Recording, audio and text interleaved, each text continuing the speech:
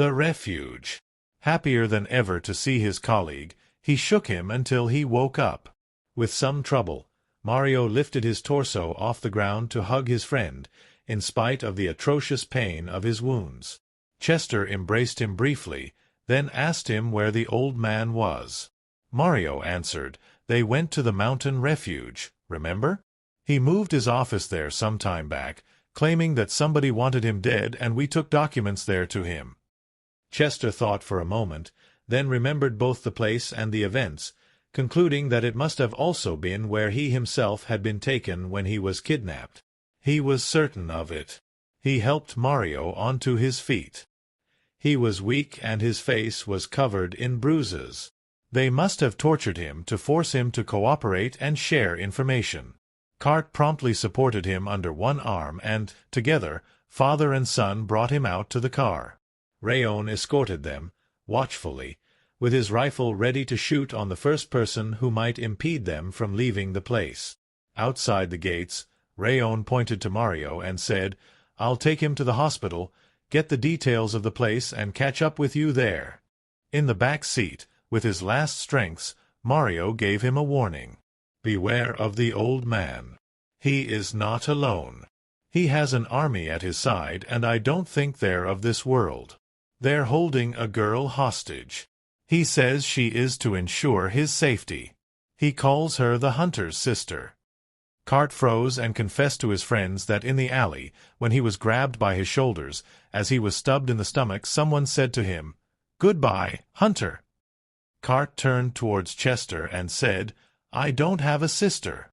Dad, you were with my mother last night."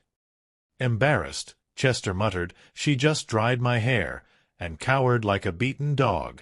He could not believe how at every move he changed the future for the worst. A few hours of passion had been enough to give him a daughter, and she was already grown too.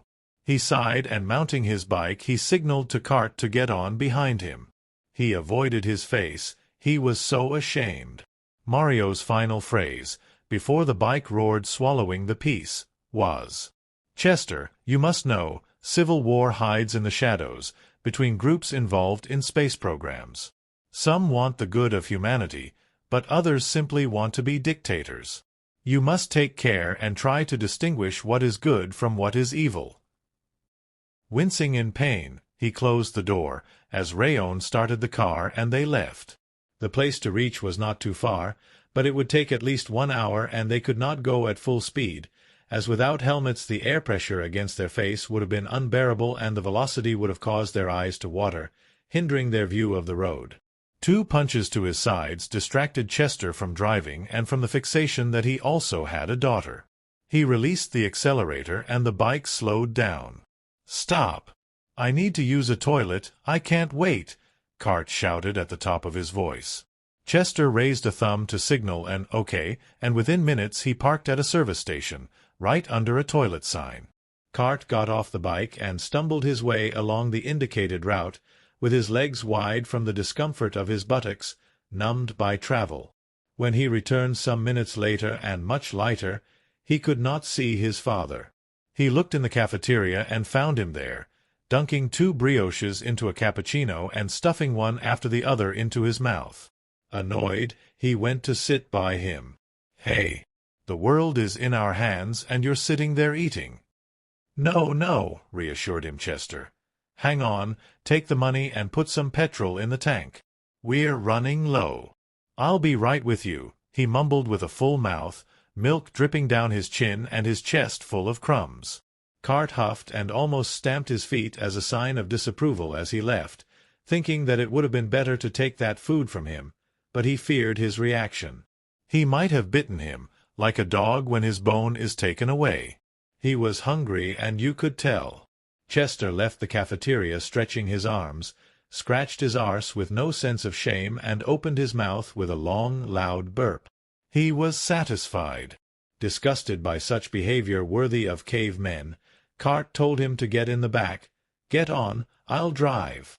Chester turned the engine on for him, but then considered that, perhaps, coming from the future meant that he may not be used to driving a powerful manual vehicle, and he was right.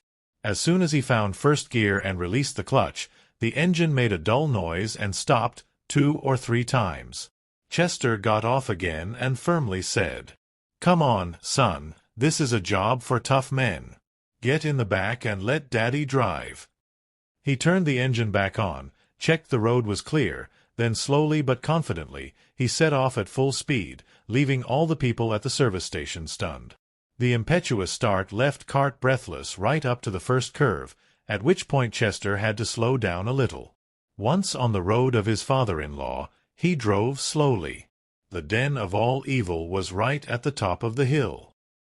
He did not remember it to be quite so large as the old man used to have him deliver work material by helicopter, but it was a bunker much like Argo's. There was no frontal glass, and perhaps the building materials were rather old, probably built in wartime, in view of an atomic conflict, and, more recently, renovated.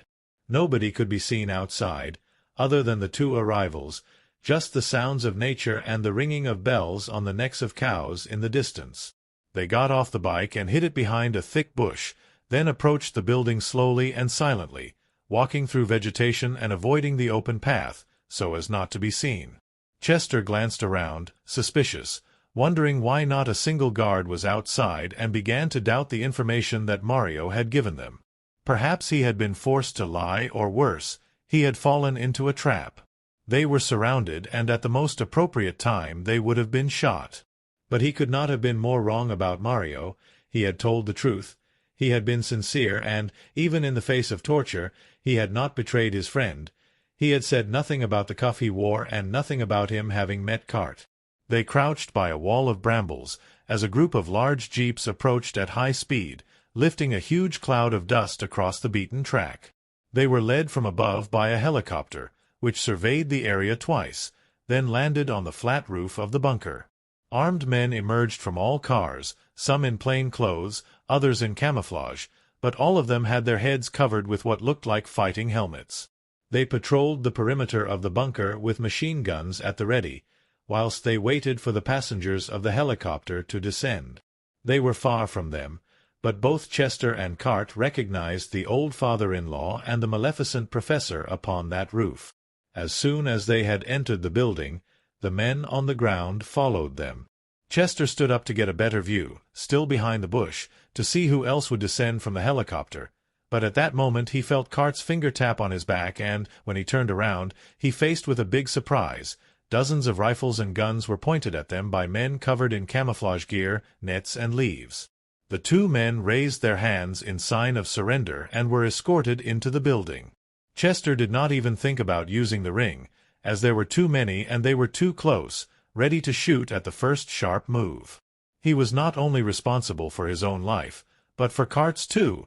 Therefore he decided wisely to play along and follow their orders. They were taken inside, and the great hall was much colder than the open air, which had been hot, warmed by the close sun, at that altitude. One of the guards covered their rings with a glove, made of a metal which Chester did not recognize, but was so light that he could barely feel it on his hand. Some of them returned outside to patrol the area, in case of other intruders. The others took off their helmets and escorted the prisoners to the basement, where they would have no chance of escape.